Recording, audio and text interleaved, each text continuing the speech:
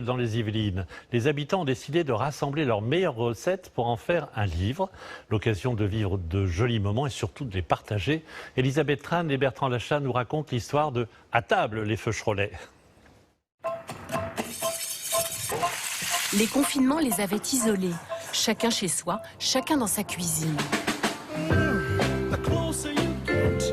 À Feucherolles, comme partout en France, on testait des recettes. On essayait de retrouver des saveurs d'enfance.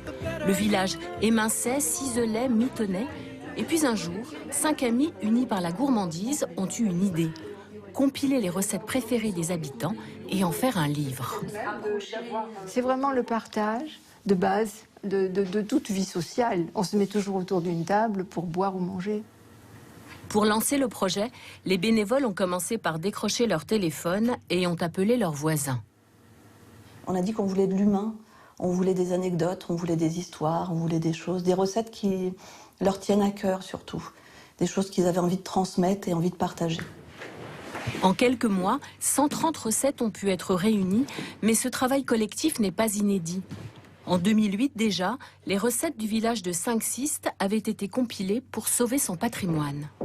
Solène a voulu partager un souvenir de petite fille, la recette de sa tante, le gâteau rose de Tata Francine.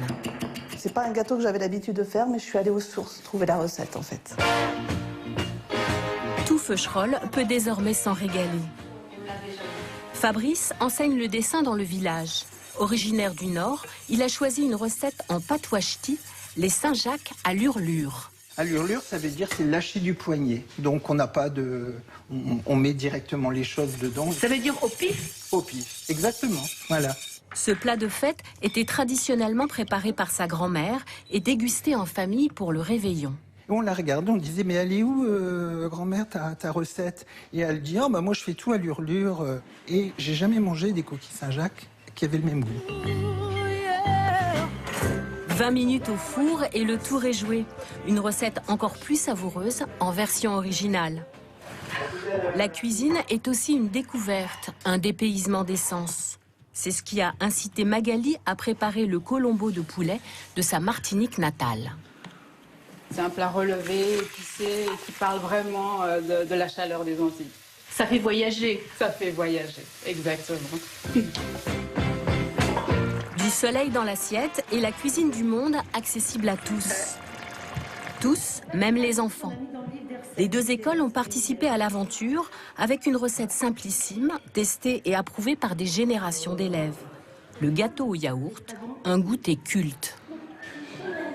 Moi, j'adore parce que là, il est croustillant. C'est le grand classique des écoles. En plus, c'est un gâteau que, comme on a dit, on peut rajouter du citron, mais on peut rajouter aussi au centre de la confiture, on peut rajouter de la pâte à tartiner. Toutes les variantes sont les bienvenues pour le gâteau au yaourt comme pour le reste, car une recette réussie se reconnaît surtout à la convivialité qu'elle dégage.